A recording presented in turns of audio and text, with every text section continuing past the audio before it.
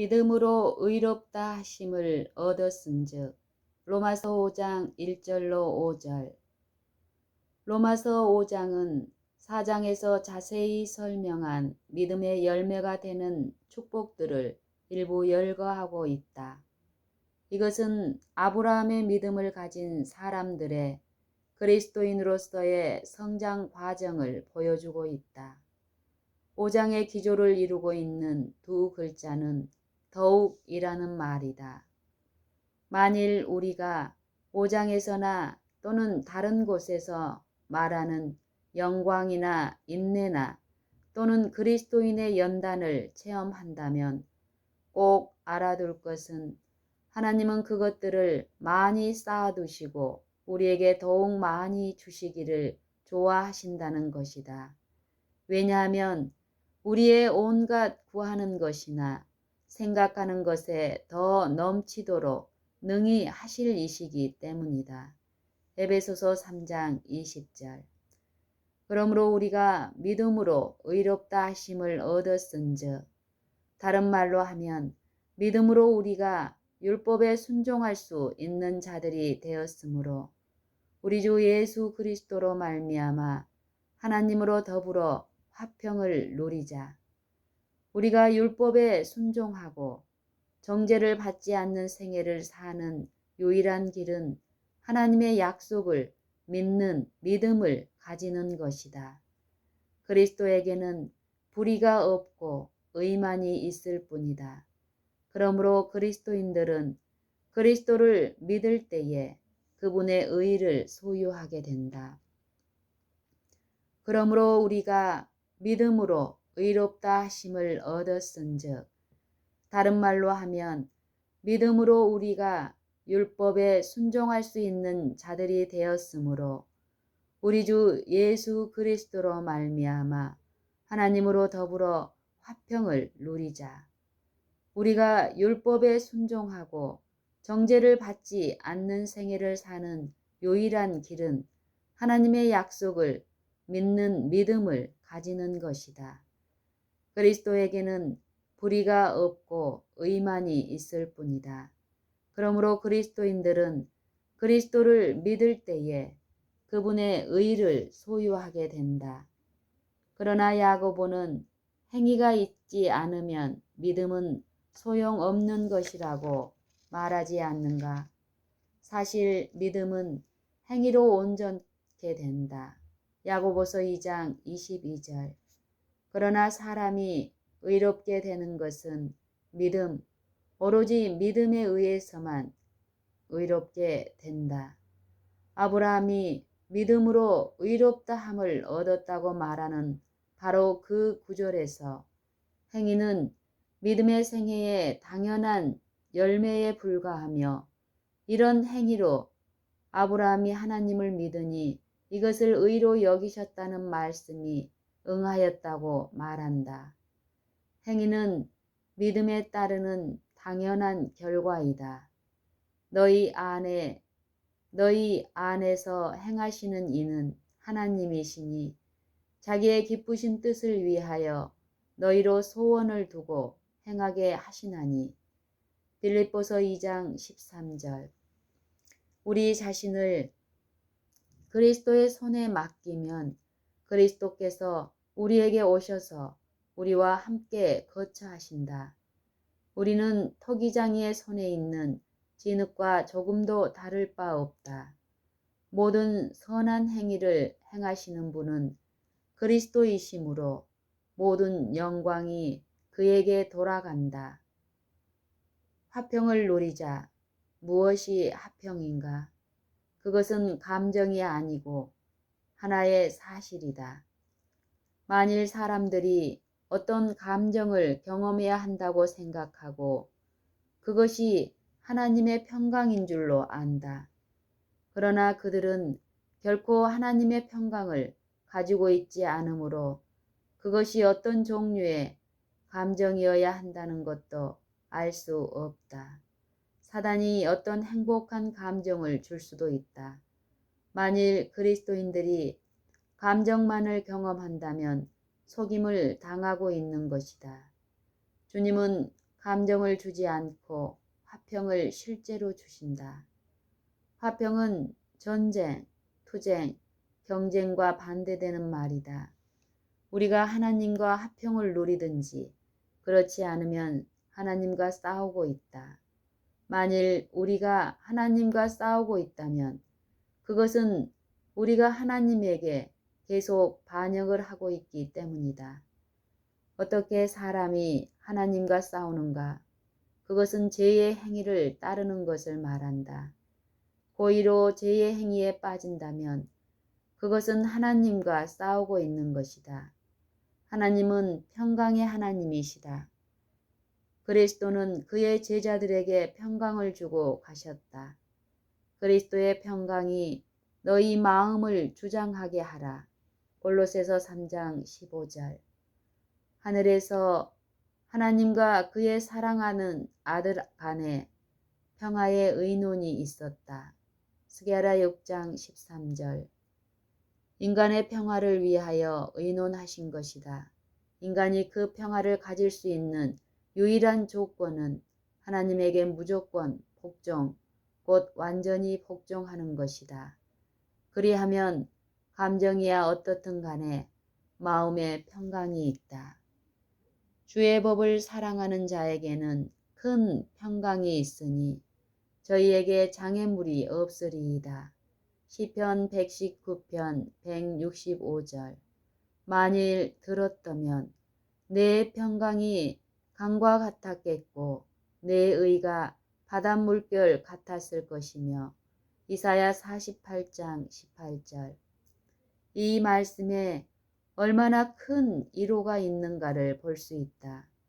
예수 그리스도는 어제나 오늘이나 영원토록 동일하시니라. 히브리서 13장 8절.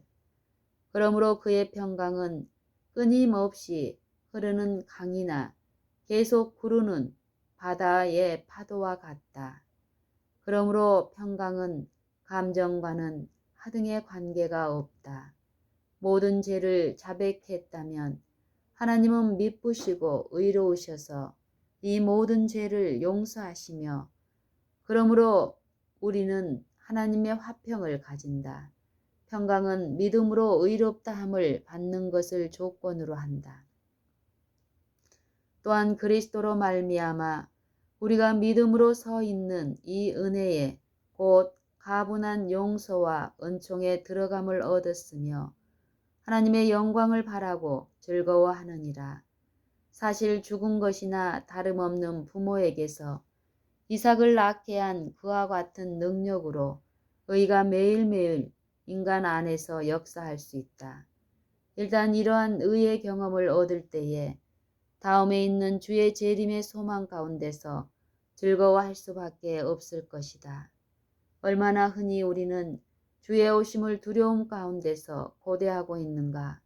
현재의 생활 가운데서 주님을 기뻐하는 생애를 살지 않는다면 앞으로 올 세계에서 주님을 기뻐할 소망이 없다.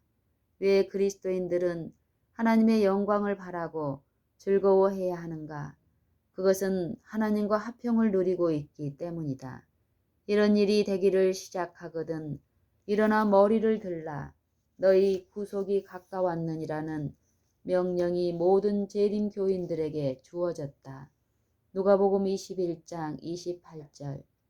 그가 곧 오시는 것에 감사하자. 이것은 우리에게 있는 가장 영광스럽고 환희에 찬 약속 중에 하나이다. 우리는 현재에 살고 미래에 살지 않는다. 베드로전서 1장 5절로 9절을 읽어보기 바란다. 구원은 장차 하나님의 나라가 임할 때와 마찬가지로 오늘날에도 우리의 것이다. 우리 자신 외에는 아무도 이 구원을 우리로부터 빼앗아 갈 수 없다. 베드로는 믿음의 결국 곧 영혼의 구원을 받음이라고 말한다. 우리의 현재 받은 구원은 미래의 구원에 대한 유일한 소망이다. 하나님의 능력으로 보호하심을 입었나니 라는 말씀은 베드로가 말한 말씀이며 이것은 로마서 5장에서 믿음으로 의롭다 하심을 얻었은즉 이라는 말씀과 같은 상태를 간단하게 나타내고 있다. 앞으로 올 생애에서 우리를 불멸의 존재로 만들 그 같은 능력이 지금 우리를 의롭게 만든다. 다시 말하면 그와 같은 능력을 힘입어 우리가 매일 율법과 조화를 이루고 율법에 순종하는 생애를 살게 된다. 바울은 빌립보서 3장 21절에서 이런 말씀을 했다.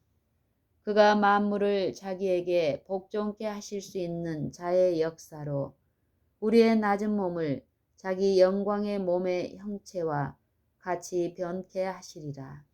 에베소서 3장 16절에서 바울은 간절히 기도를 했다.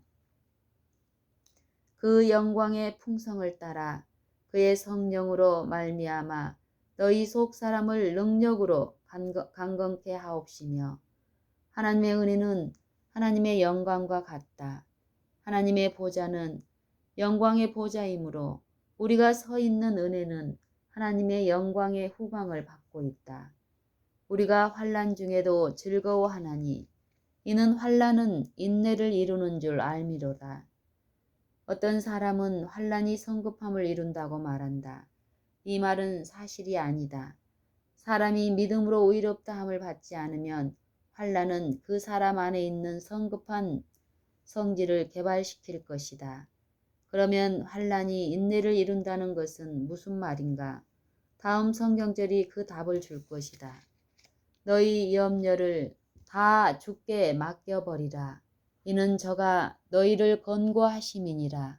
베드로전서 5장 7절. 내 짐을 여호와께 맡겨버리라. 너를 붙드시고. 시편 55편 22절. 수고하고 무거운 짐진 자들아 다 내게로 오라. 내가 너희를 쉬게 하리라. 마태복음 11장 28절. 주님께서 우리의 무거운 짐을 가져가신다. 그 짐이 무엇인가? 우리를 염려하게 만들고 괴롭히는 것들이다. 그 짐이 작고 사소한 것이든 큰 것이든 문제가 아니다. 주님에게 맡겨버리라. 그리스도께서 우리와 함께 계시고 우리의 모든 짐을 맡으셨기 때문에 우리는 환난 중에도 즐거워한다. 그리스도는 모든 짐을 지실 수 있다. 이미 모든 세상 사람들의 짐을 지셨으므로 우리가 그분에게 더 지울 것이 없다. 어떻게 무거운 짐들을 없앨 수 있는가? 그리스도에게 맡겨버리고 그가 내 짐을 다 지셨다고 말하라. 우리가 어떻게 느끼든 상관없이 다 지신다. 그러면 너희 마음이 쉼을 얻으니 라는 진리의 말씀에 체험을 할 것이다. 여전히 육체적 고통이 몸을 괴롭힌다 하더라도 안식을 얻는다. 왜냐하면 그리스도께서 그 모든 환난을 맡으셨고 우리는 모든 고통을 초월하여 높은 곳에 있기 때문이다. 어떻게 하여 순교자들이 즐거운 찬미를 부르면서 고문대나 화영지로 나아갔는가? 그것은 그저 허세를 부리는 것이었는가? 아니다. 예수 그리스도가 그들의 짐을 지고 그들은 그리스도 안에서 평강을 누리고 있었기 때문이다. 기쁨이 충만한 마음에서 그들은 찬미를 불렀다. 이와 같이 그들은 불 속에 휩싸이면서도 행복하고 즐거워했으며 고통을 몰랐었다. 우리는 큰 환난을 통과해야 할 것이다. 그 환난은 벌거벗긴 몸에 채찍질하거나 엄지손가락을 형틀에 놓고 트는 것일 수도 있다. 인간의 본성은 이러한 고문을 싫어하지만 그리스도 안에서 견디어낼 수 있다. 지금 그리스도로 얻는 체험을 하라. 그러면 그는 우리를 버리지 않으실 것이다. 그리스도는 크고 작은 모든 짐을 지실 것이다. 그때나 지금이나 그리스도는 우리의 것이므로 우리의 생명은 그 안에 있을 것이다. 이 세상의 어떤 사람도 미리 믿음의 도를 터득하지 않는다면 그때에 가서는 설 수 없을 것이다. 지금이야말로 이 도를 배울 수 있는 평화스러운 때이다. 그때의 환난이 아무리 크다 할지라도 즐거운 마음으로 통과할 것이다. 그 즐거움을 지금 배워야 한다. 인내를 온전히 이루라. 이는 너희로 온전하고 구비하여 조금도 부족함이 없게 하려 함이니. 야고보서 1장 4절. 인내는 우리가 완전한 사람인 것을 보여준다. 인내는 연단을 이룬다. 여기서 말한 인내는 그리스도인의 체험이다. 연단은 이 체험을 가진 사람들이 시험과 확증을 받았다는 것을 말해준다. 그들은 하나님을 붙들고 확증하였다. 연단, 곧 우리가 날마다 하나님을 확증하면 매일 소망이 있다. 다시 말하면 우리가 바라는 것을 기대할 이유가 있게 된다. 우리가 현재 구원을 가짐으로 영원한 구원을 바라고 즐거워한다. 로마서 5장은 참으로 소망과 즐거움의 장인 것이다.